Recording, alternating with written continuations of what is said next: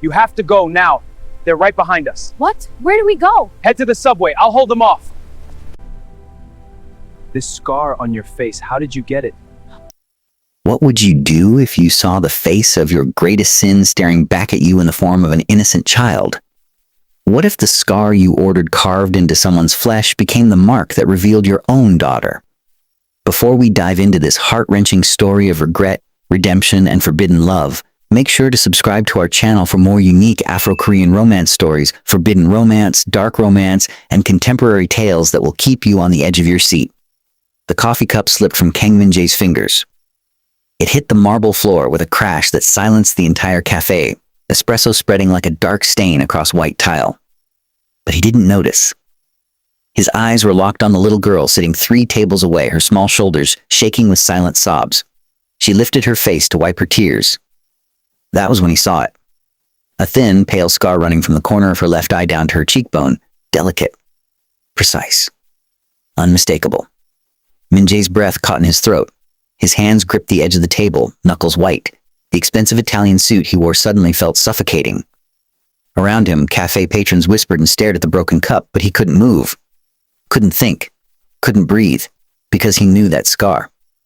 He knew exactly how it got there. The girl couldn't have been more than 6 years old. Her skin was a rich, warm brown, her hair pulled into 2 thick puffs decorated with yellow ribbons. She wore a faded denim dress that had been washed too many times and scuffed white sneakers that had seen better days. Everything about her screamed ordinary, unremarkable, forgettable. Except that scar. "Sir, are you all right?" A waiter appeared at his elbow, bending to clean up the shattered porcelain. "Shall I bring you another coffee?" Min-jae didn't answer. His eyes tracked the child as she pulled a worn stuffed rabbit from her backpack, clutching it against her chest. Her lips moved, whispering something to the toy. Even from across the room, he could see her hands trembling. "Sir? Leave." The word came out harsh, cold. The waiter flinched and hurried away. Min-jae's mind raced backward, dragging him into memories he'd buried under layers of power, money, and deliberate forgetting. 5 years. No, 6. It had been 6 years since he'd given that order. Make her disappear. Leave a reminder. His own voice echoed in his head, calm and detached. He'd been sitting in his office that night, signing papers, barely looking up when he'd spoken those words. As if he were ordering groceries, as if he were scheduling a meeting, as if he weren't destroying a life. The little girl shifted in her seat, turning slightly toward the window. Min-jae's chest constricted. The curve of her jaw, the shape of her nose, the way she bit her lower lip when she was upset. He'd seen those features before. In his own mirror. "Mommy said I shouldn't be here alone." The girl whispered to her rabbit, loud enough for him to hear in the quiet cafe. Her voice cracked. But she had to take the call. She said it was important.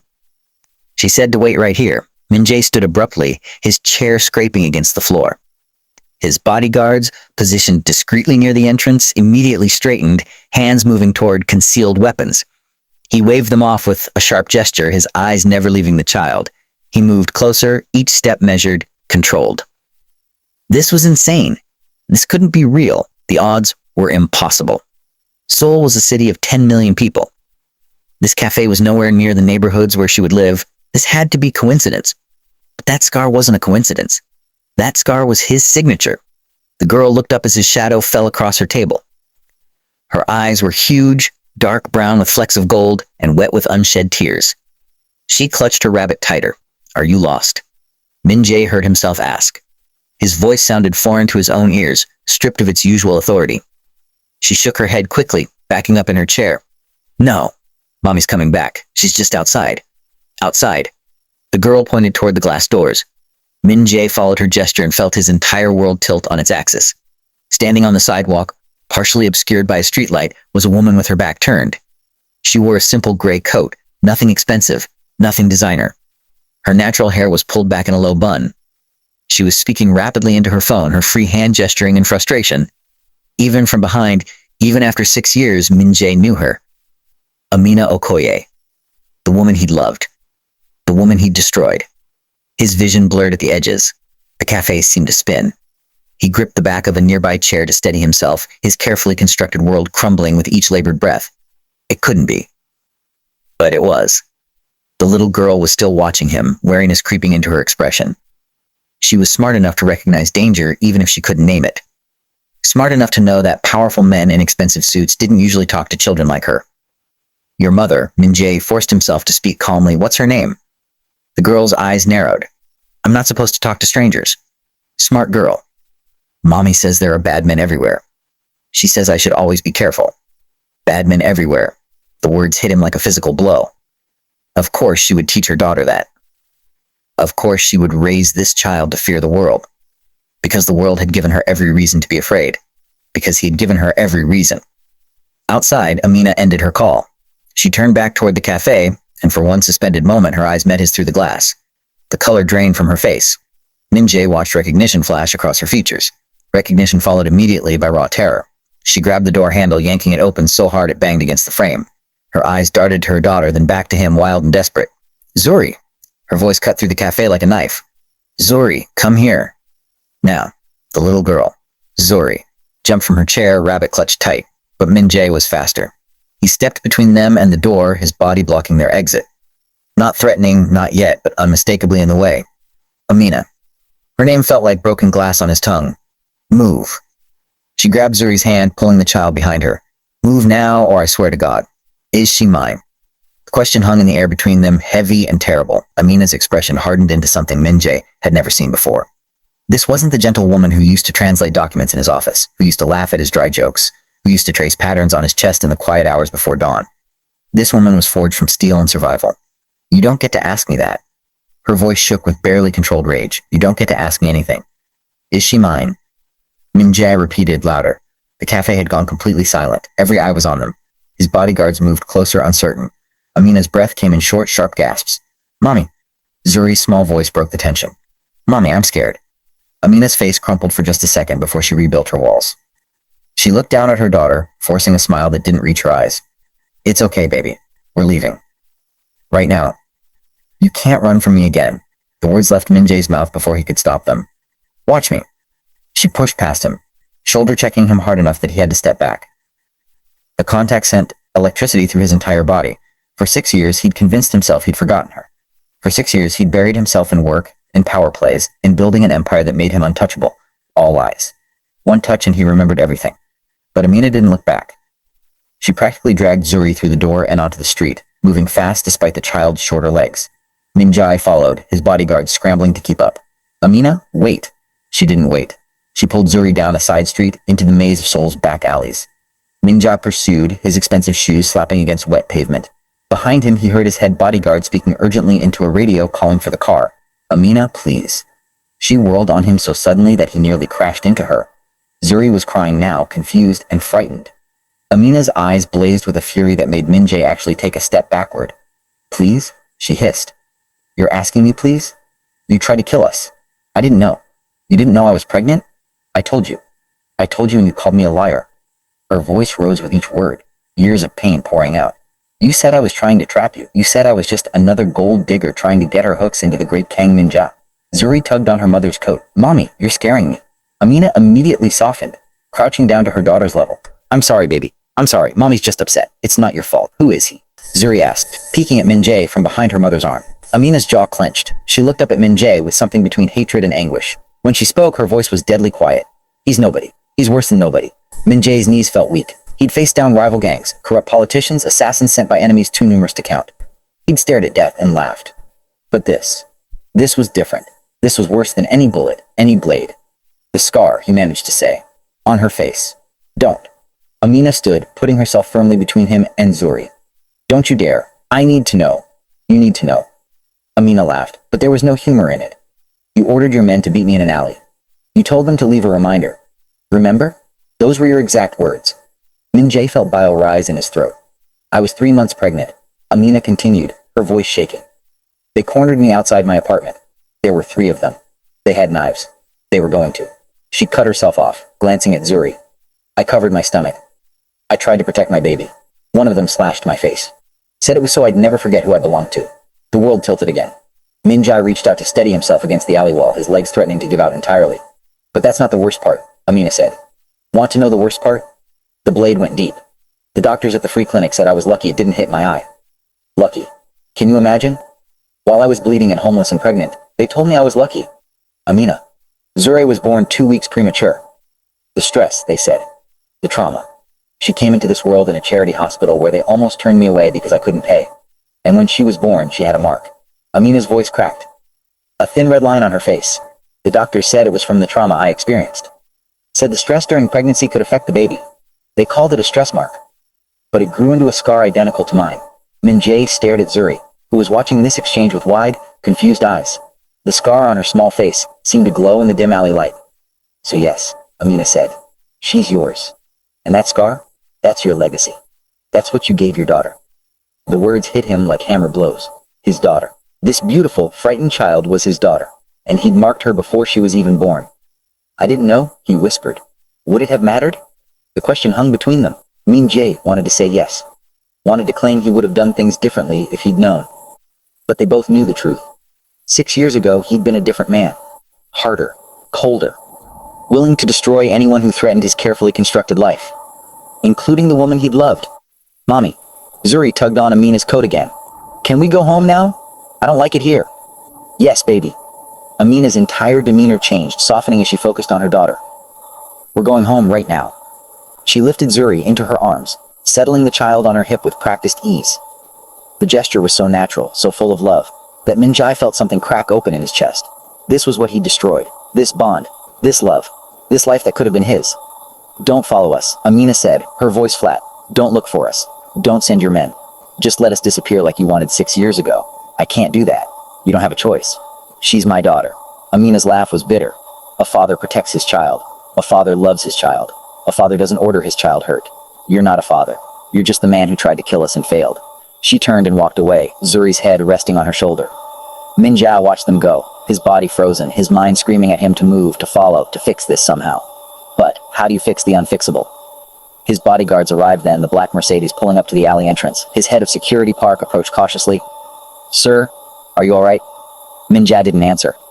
He was still staring at the empty alley where Amina and Zuri had disappeared. Sir, should we follow them?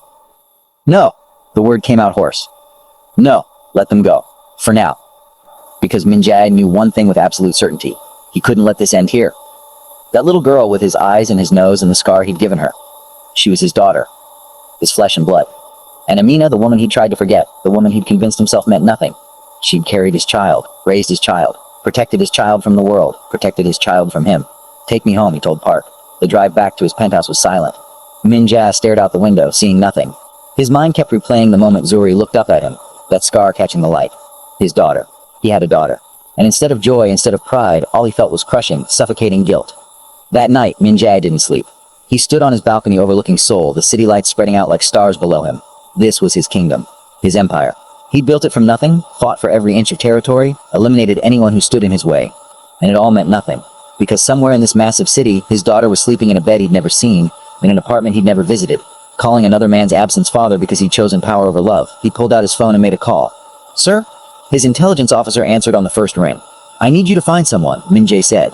Amina Okoye. She's somewhere in Seoul. I need her address, her work, everything.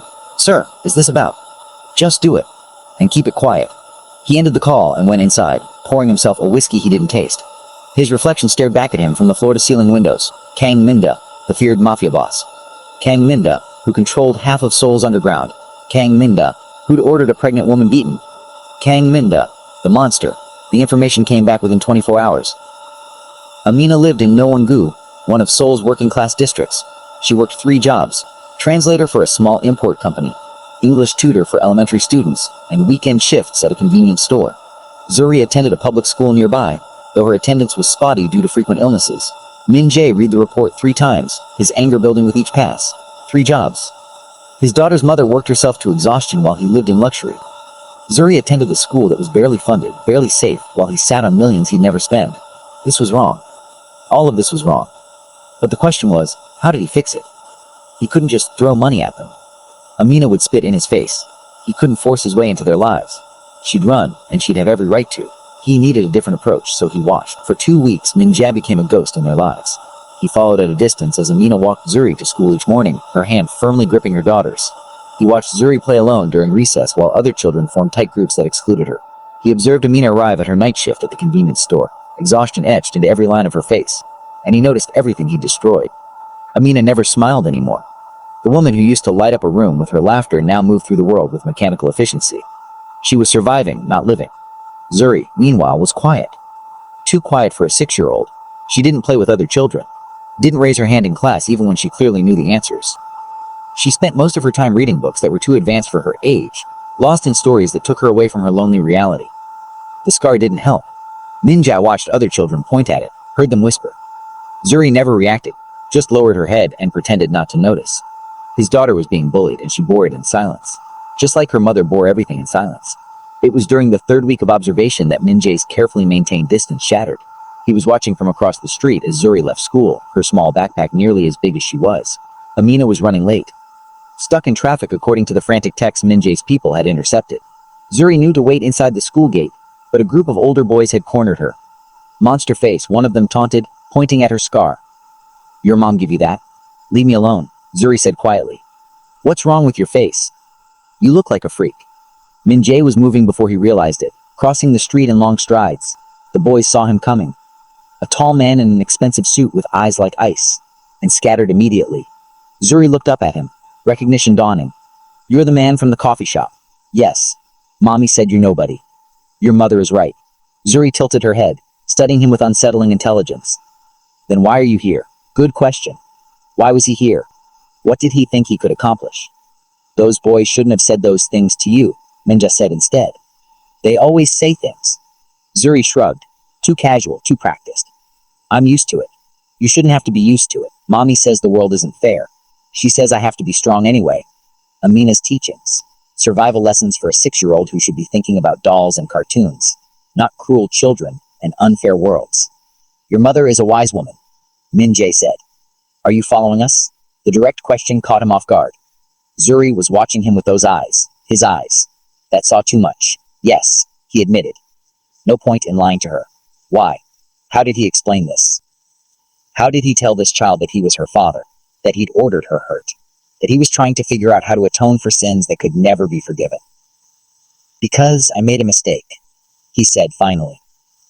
"A very big mistake. And I'm trying to understand how to fix it. Mommy says some mistakes can't be fixed. She's right about that too." Zuri considered this, swinging her backpack absently. "Are you a bad man?" The question should have been simple, but coming from her, it cut straight to the bone. "Yes," Min-jae said. "I am." "Then why are you talking to me?" "Mommy says bad men are dangerous. Your mother is right about everything. So why?" "Zuri." They both turned. Amina was running toward them, her face a mask of terror and fury. She reached them in seconds, immediately putting herself between Min-jae and Zuri. "I told you to stay away from us," she said, her voice shaking. She was being bullied. You don't get to care. You don't get to pretend you're concerned. Amina grabbed Zuri's hand. "You lost that right 6 years ago." "Mommy," he helped. "Be quiet, Zuri." The child fell silent, hurt flashing across her face. Min-jae felt anger spike through him, not at Amina, but at himself. Because this was what he'd created. This fear. This constant vigilance. This need to protect her daughter from the world. From him. "I'm not trying to hurt you," Min-jae said quietly. "You already did. You already hurt us in every way possible. So whatever this is," she gestured at him. "This guilt, this sudden conscience, I don't want it. We don't need it. She's being bullied at school. I know. She's alone all the time. I know. You work 3 jobs and you're still barely making it." Amina's eyes flashed dangerously. "How do you know that? Have you been investigating me? Following me?" "Yes." His honesty seemed to throw her. She'd expected lies, denials. Instead, he gave her the truth. "You're sick," she said. "You're actually sick. I'm trying to help. We don't want your help. We don't want anything from you." Zuri tugged on her mother's hand. "Mommy, everyone's staring." Indeed, other parents were watching now, whispering. Amina's face flushed with embarrassment and anger. She crouched down to Zuri's level. "Baby, I need you to walk ahead to the corner. Stay where I can see you. I need to talk to this man." "But..." "Now, Zuri." The command in Amina's voice left no room for argument. Zuri walked away slowly, looking back every few steps. Once she was out of earshot, Amina turned on Min-jae with renewed fury. "Listen to me very carefully," she said, her voice low and deadly. "I don't care if you're powerful. I don't care if you own half the city. You come near my daughter again, and I will make you regret it. She's my daughter too. No. A father is someone who's there, someone who protects, someone who loves. You're just a sperm donor who tried to kill his own child. The words landed like physical blows. I didn't know she existed, Min-jae said, hating how weak it sounded. Because you didn't want to know. I told you I was pregnant and you sent men to beat me. You want to know what they said while they were hitting me? They said I was a whore. They said I was trying to trap you. They said you'd never claim a half-breed bastard. Min-jae's blood ran cold. Who said that? Does it matter? They were your men following your orders? Tell me their names. Why? So you can punish them 6 years later. They did exactly what you wanted. They taught me a lesson. They left a reminder. Amina's hand unconsciously touched her face where a faint scar still marked her skin. Mission accomplished. I was wrong. You think I don't know that? You think I haven't spent 6 years knowing that? But your guilt doesn't change anything. It doesn't give me back the life you destroyed. It doesn't erase Zuri's scar. It doesn't fix what you broke. She was right. Of course she was right. But Min-jae couldn't walk away. Not now. Not after seeing them, knowing them, understanding what he'd lost. Let me help you, he said. Please. Better schools for Zuri. A better apartment. You wouldn't have to work 3 jobs. I'd rather die. Amina. I'd rather starve than take a single one from you. Do you understand? I've spent 6 years building a life without you. It's hard. It's painful. But it's ours. Mine and Zuri's. And I won't let you contaminate it with your blood money. It doesn't have to be blood money. I'll sell legitimate businesses. There's nothing legitimate about you. Amina's voice rose. Everything you touch turns to poison. That's what you are. Poison. And I won't let you poison my daughter. Our daughter. She stopped being yours the moment you ordered her dead. The words echoed in the sudden silence. Other parents were definitely watching now, some pulling out phones. Min-jae's security would be panicking, but he didn't care. All he cared about was the woman in front of him, her eyes blazing with righteous fury. I'm sorry, he said, and meant it. I'm so sorry, Amina. If I could go back. But you can't. None of us can. She took a shaky breath, visibly trying to calm herself. I need you to leave us alone. Please. If you ever felt anything for me, if you have any decency left, just let us go. She turned and walked towards Zuri without waiting for a response. Min-jae watched them leave. Mother and daughter, hand in hand, walking away from him the same way they'd walked away 6 years ago. Except this time, he knew what he'd lost. That night, Min-jae's people brought him files on the 3 men who'd attacked Amina. Park laid them out on the desk with nervous hands, clearly unsure what his boss wanted. These are the men who carried out the order 6 years ago, sir. Min-jae studied the photos. He remembered them vaguely. Mid-level enforcers, loyal and brutal. Perfect for sending messages. Where are they now? One died 3 years ago. Rival gang. The other 2 are still with us. Do you want me to? No. Min-jae closed the files. Not yet. Sir, they were following my orders. The blame is mine. Park shifted uncomfortably. In all his years working for Min-jae, he'd never seen his boss like this. Reflective. Regretful. Almost broken. Sir, if I may ask, the woman and child, are they my daughter? Min-jae said quietly. The girl is my daughter. Park's eyes widened. In the underworld, family was everything. Children were sacred, protected at all costs. The revelation that Min-jae had unknowingly ordered his own child hurt was shocking. What do you need, sir? Protection. I want surveillance on them, 24/7. Best men, if anyone gets within 10 feet of them without authorization, I want to know immediately. Of course, sir. Anything else? The girls' school. Make a donation. Anonymous. Enough to upgrade their facilities, hire better teachers, and set up a scholarship fund in. Min-jae paused. In her mother's name. Sir, the woman made it clear she doesn't want your help. She won't know it's from me. Make it look like a general fund. Route it through 3 different companies. She can't trace it back. Park nodded, making notes. And Park, the mother works 3 jobs. I want information on her employers. If they're treating her poorly, I want to know. Understood, sir. After Park left, Min-jae sat alone in his office, staring at a photo his people had taken. Amina and Zuri walking home from school, Zuri's small hand clasped in her mother's larger one. The late afternoon sun caught Zuri's face, illuminating the scar that marked her as his. His daughter. He had a daughter, and she was afraid of him. She was afraid of him because she should be. The weeks that followed were torture. Min-jae maintained his distance, but his people kept him updated on every detail of their lives. He knew when Zuri got a perfect score on her math test. Knew when Amina picked up extra shifts because the rent was due. Knew when Zuri cried herself to sleep after particularly cruel bullying at school. He knew everything, and could do nothing. His empire suddenly felt like a cage. What was the point of all this power if he couldn't protect the people who mattered? What good was money if it couldn't ease his daughter's pain? Then came the day that changed everything. Min-jae was in a meeting with his council, discussing territory disputes, when Park entered with an urgent message. The look on his face made Min-jae's blood run cold. What is it? Sir, there's a situation. Your daughter. Min-jae was on his feet before Park finished the sentence. What happened? She's been taken to the hospital. Allergic reaction at school. They're saying it's serious. The room tilted. Min-jae gripped the edge of the conference table, his knuckles white. Which hospital? Seoul National University Hospital. But sir, perhaps you should. Min-jae didn't hear the rest. He was already moving, his bodyguard scrambling to keep up. The drive to the hospital felt like hours, though it was only minutes. Min-jae's mind conjured terrible images. Zuri struggling to breathe. Doctors working frantically, Amina devastated and alone. His daughter was dying and he'd never even held her. He burst through the emergency room doors with enough force to make them slam against the walls. Nurses jumped. Security moved to intercept, but one look at his face and they backed off. Kang Zuri. He barked at the front desk. Where is she? The nurse's fingers fumbled on the keyboard. Sir, are you family? I'm her father. The nurse's eyes widened slightly, probably noting the expensive suit, the bodyguards, the aura of barely controlled violence. Room 304. Down the hall, take a left. Min-jae was already moving. He found the room easily, his heart pounding so hard he thought it might explode.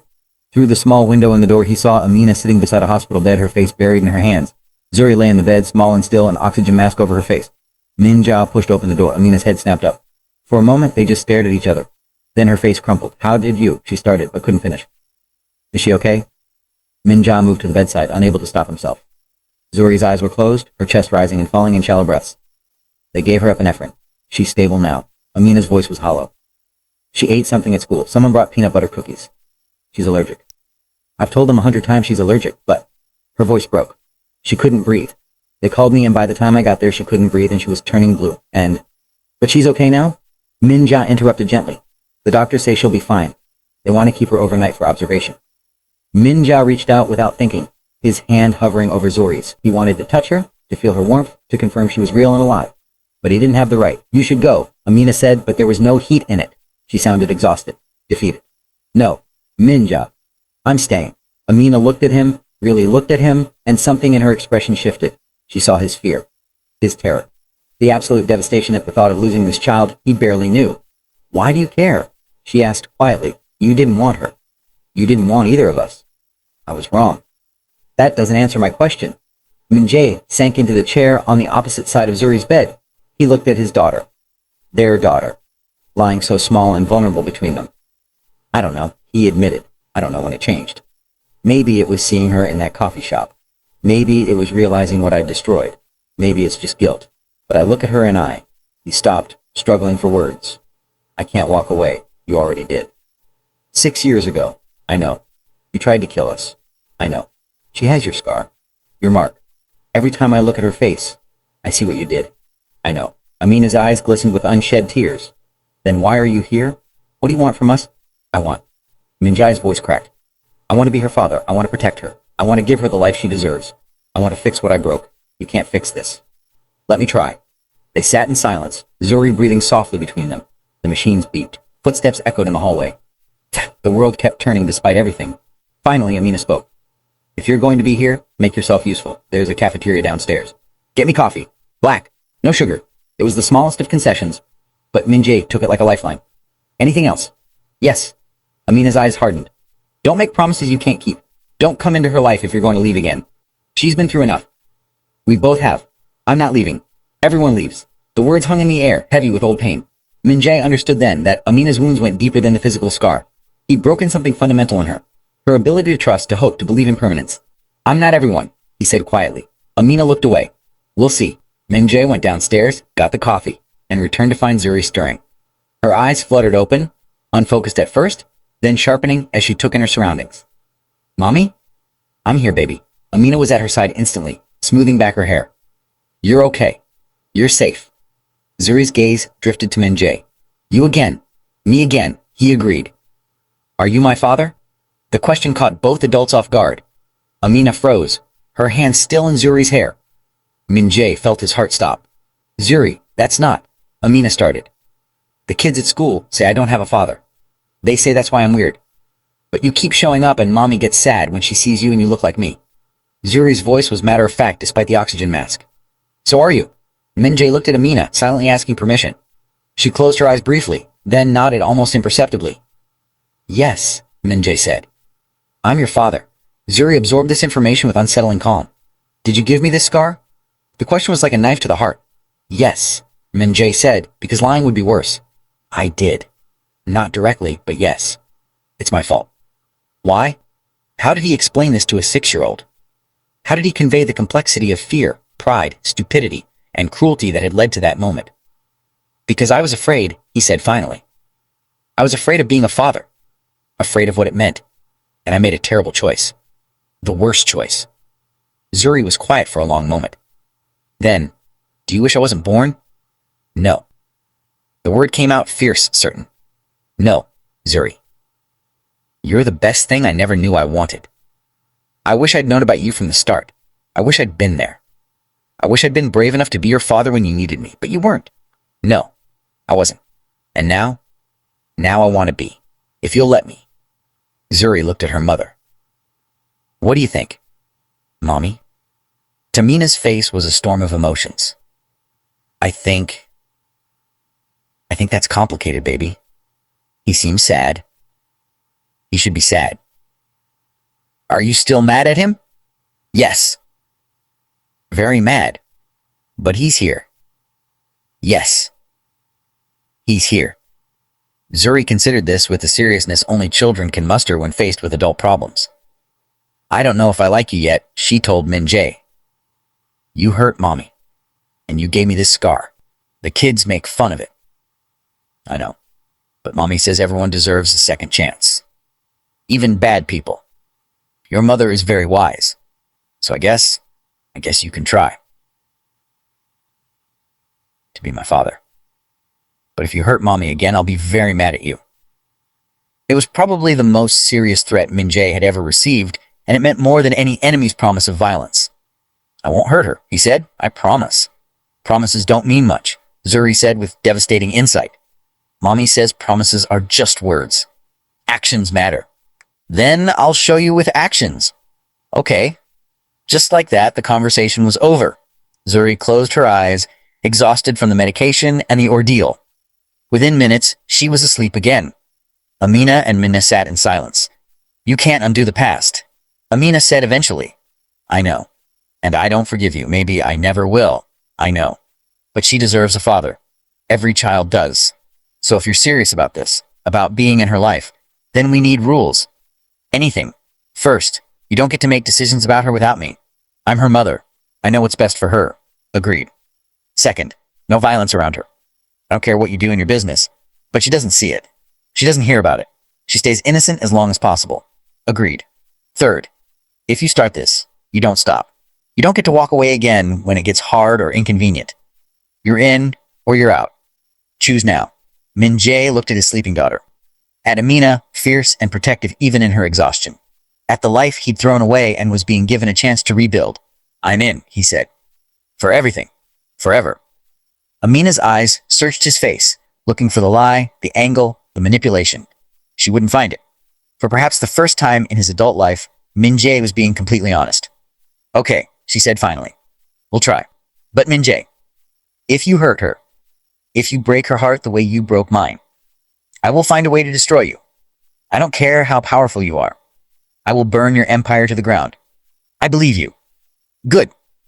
They lapsed into silence again, but it was different now. Not comfortable, not forgiven, but possible. It was the first seed of something that might eventually grow into something better. Min-jae stayed at the hospital all night. He watched Zuri sleep, memorizing every detail of her face. When morning came and the doctors declared her well enough to go home, he arranged for a private car to take them. I can take a taxi. Amina protested. Please. Min-jae said. Let me do this.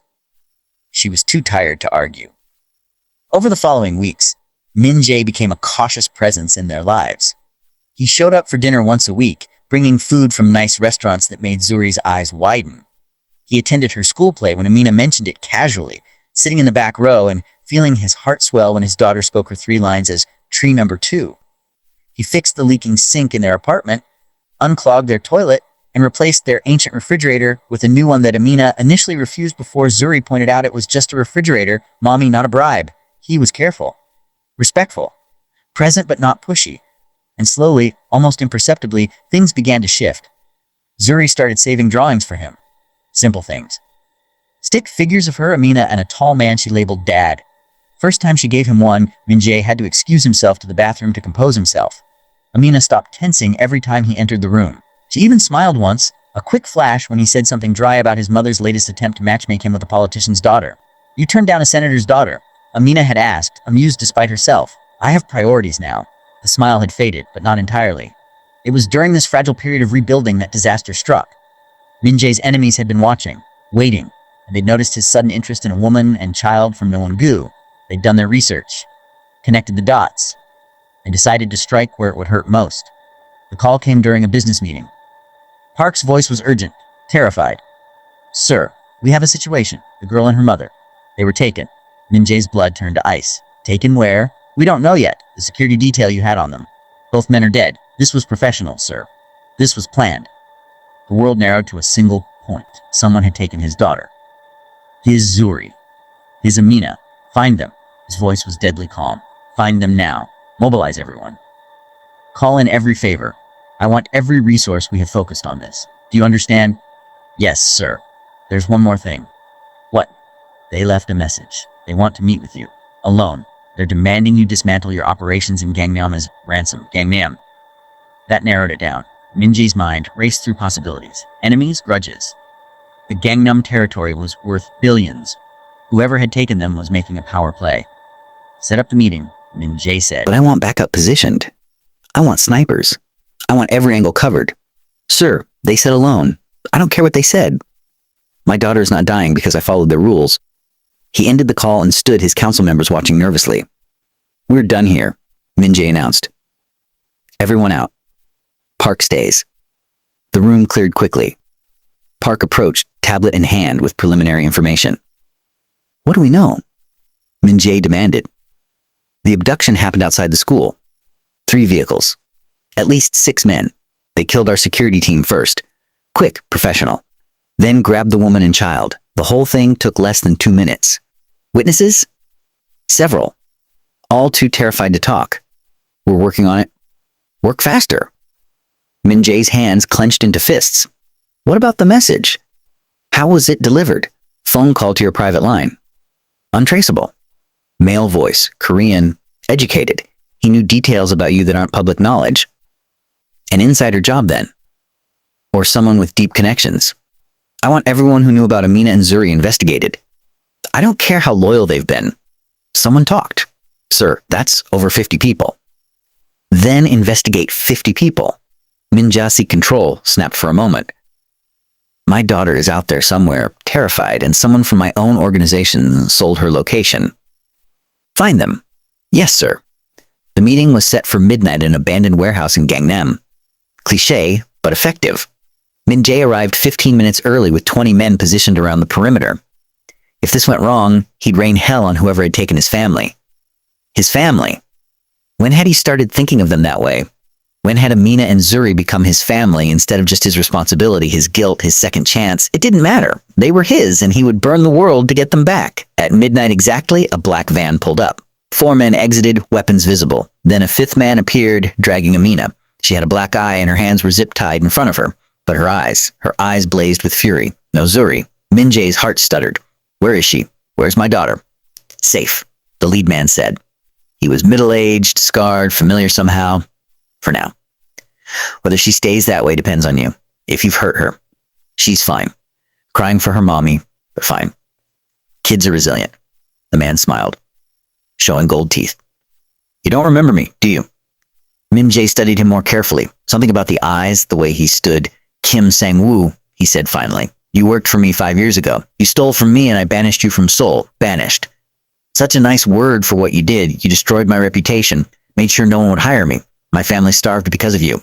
You stole from me, Min-jae repeated coldly.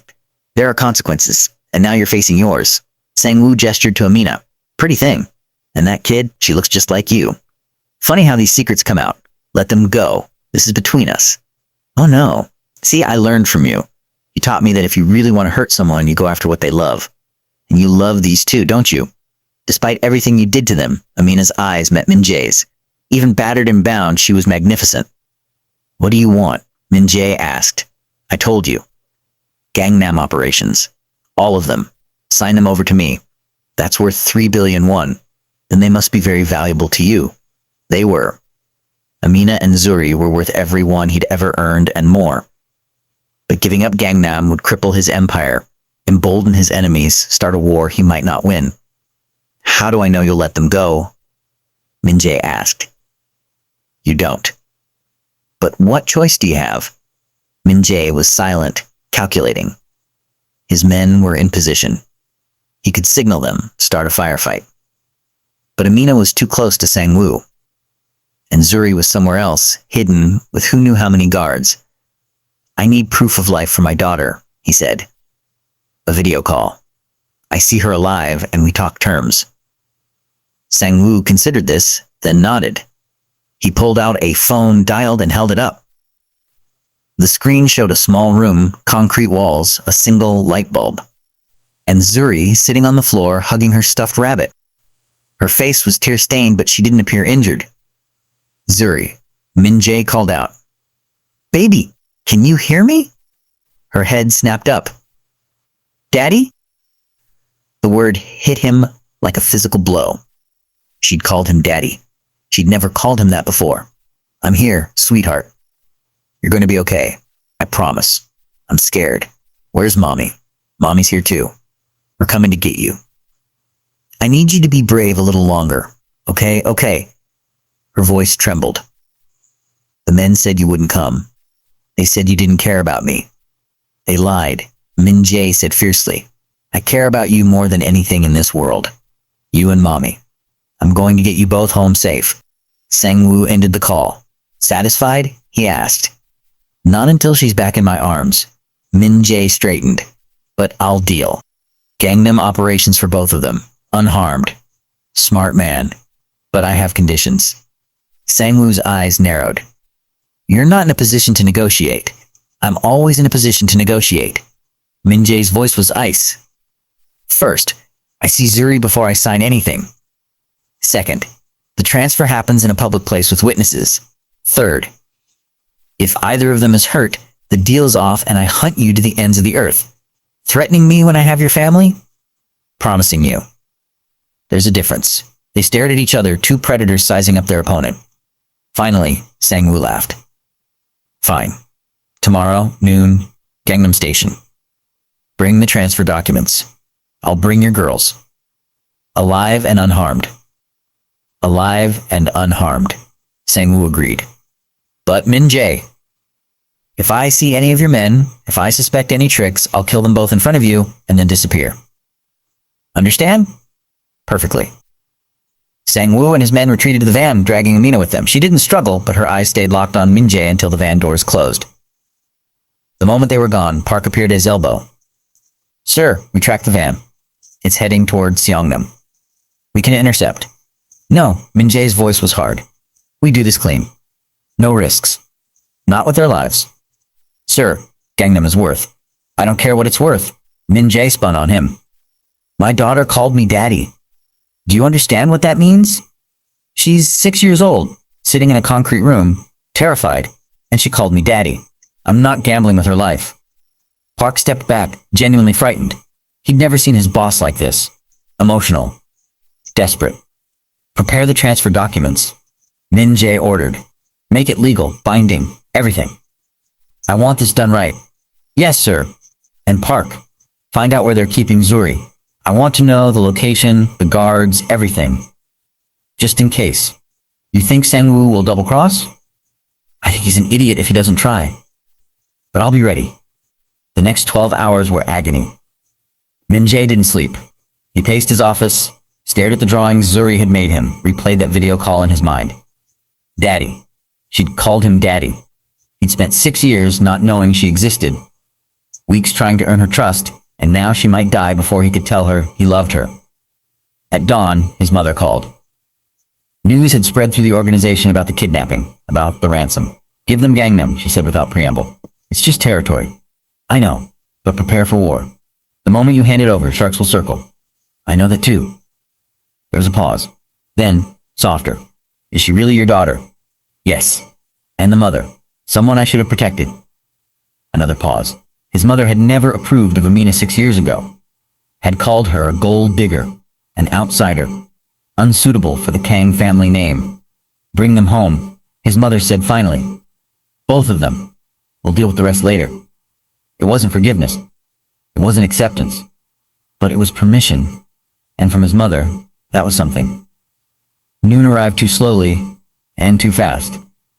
Min-jae stood at Gangnam Station, with the transfer documents in a briefcase, surrounded by thousands of ordinary people going about their ordinary lives. None of them knew they were standing in the middle of a multi-billion-won hostage exchange. Sang-woo appeared right on time, flanked by 4 guards, and between them, Amina, holding Zuri's hand. They looked exhausted, terrified, but alive. Zuri saw him first. Daddy? She tried to run to him, but one of the guards grabbed her. Min-jae's entire body tensed, murder in his eyes. Easy, Sang-woo said. Documents first. Then you get your family.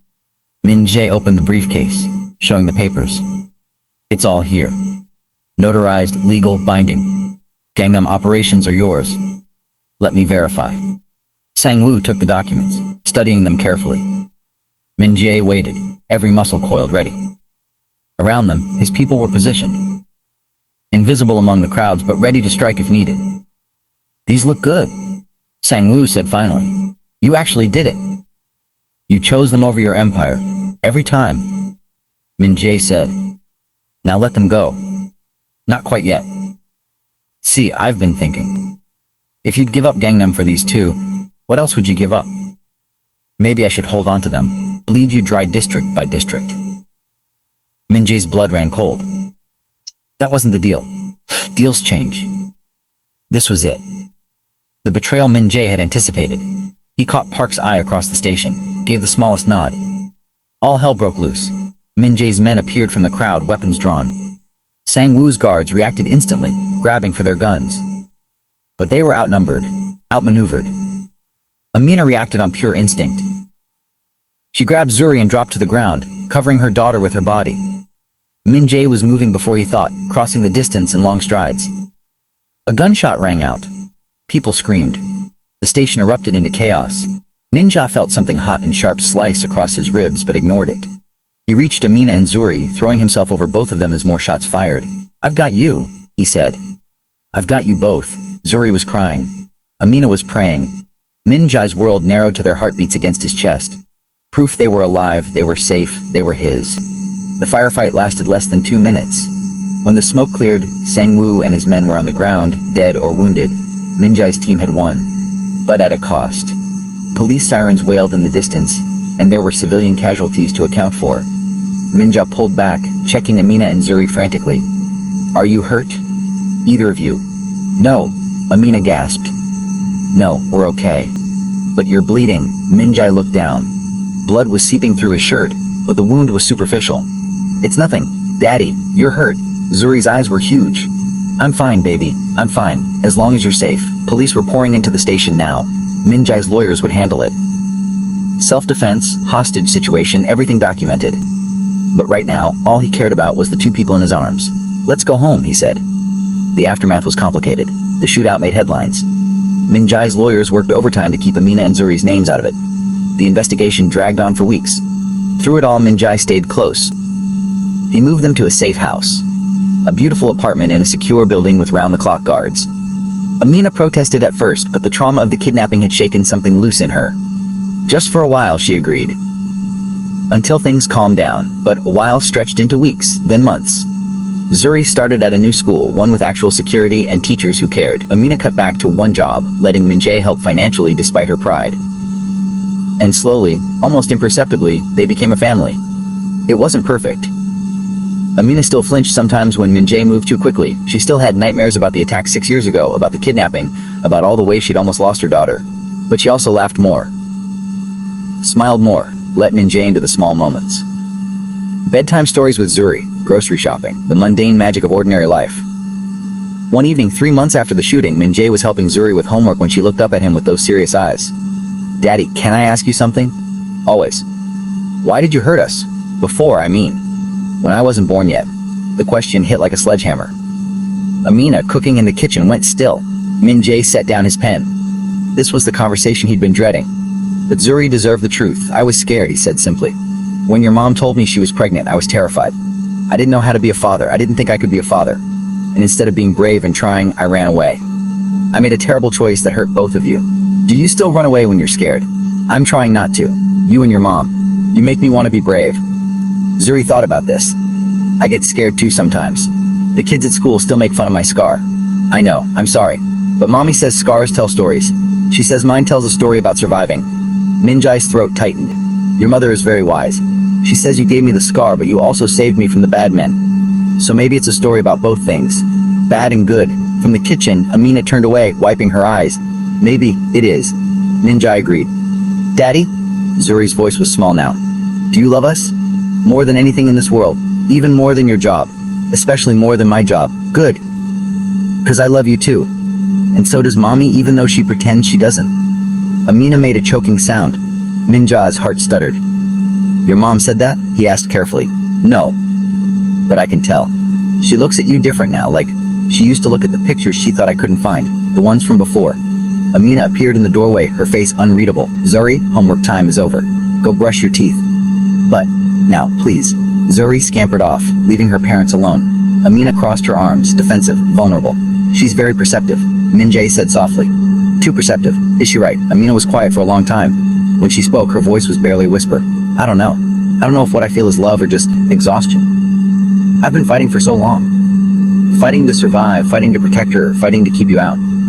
And now you're here and you're trying and you almost died for us and I don't know what to feel anymore." Min-jae stood slowly, giving her space. "You don't have to know. You don't have to feel anything. I'll be here either way. That's the problem." Amina's eyes were bright with tears. "You're here. You're actually here.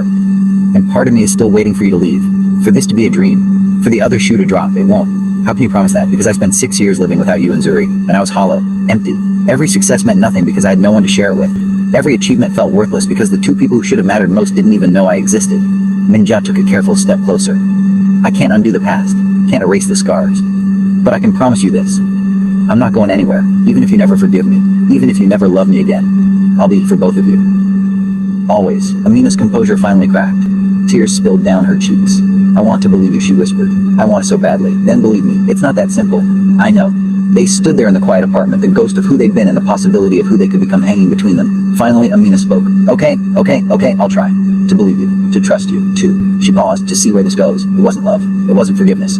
But it was a chance, and Min-jae would take it. 6 months later, Zuri stood in front of the bathroom mirror, studying her reflection. Min-jae watched from the doorway as she traced the scar on her face. The mark that had defined her entire existence. "Daddy?" she called without turning around. "Yes, baby, I've been thinking about my scar." Min-jae's heart clenched. They'd had this conversation before, but it never got easier. "What about it? I used to hate it. Used to wish it would disappear." Zuri turned to face him. "But now I think it's part of my story. Like mommy says, it's the part about surviving, about being strong, about how even bad things can turn into good things. That's a very wise way to think about it. Do you still feel bad about it? Every day? You shouldn't." Zuri crossed to him, taking his hand. "Because if you hadn't done the bad thing, you wouldn't have tried so hard to do the good things. I wouldn't have my daddy." The simple logic broke him. Min-jae pulled Zuri into his arms, holding her tight. "You're an extraordinary girl," he said. "Both your mother and I are so proud of you." "Is mommy your girlfriend now?" The question made him laugh despite his tears. "I don't know. You'd have to ask her." "She is," Zuri said confidently. "I saw her holding your hand yesterday, and she smiles more. She used to never smile." It was true. Amina smiled now, laughed. Let Min-jae kiss her goodnight. Let him hold her when the nightmares came. Let him love her slowly and carefully as they rebuilt what had been broken. They weren't the family they would have been if he'd made better choices 6 years ago. That future was lost forever. But they were becoming something else. Something forged in pain and tempered by redemption. Min-jae looked at his daughter, this brave little girl with a scar that told a story of survival and second chances. "You're right," he told her. "That scar was my sin. But your life. Yours and your mother's. That'll be my redemption." Zuri hugged him tighter. "I love you, Daddy. I love you too, baby. More than you'll ever know." From the hallway, Amina watched them, her hand resting on her own faded scar. The mark that had once symbolized her greatest pain now reminded her of her greatest strength. She'd survived. She'd raised a beautiful daughter. And against all odds, she'd found her way back to loving a man who destroyed her. It wasn't a fairy tale. There was no magical forgiveness, no instant healing. The scars remained, physical, emotional, permanent. But sometimes, scars were just proof that you'd survived something that tried to break you. And sometimes, survival was its own kind of victory. If you've made it this far in the story, thank you for watching. If this story touched your heart, please hit that like button and subscribe to our channel for more unique Afro-Korean romance stories, forbidden romance, and dark romance that explores the complicated nature of love, redemption, and second chances. Share this video with someone who loves emotional, powerful storytelling. Drop a comment below telling us what you thought about Min-jae and Amina's journey. Do you believe in second chances? Can love truly overcome the darkest mistakes? We'd love to hear your thoughts. Don't forget to turn on notifications so you never miss our next story. Until next time, remember that even in our darkest moments, redemption is possible, if we're brave enough to choose it.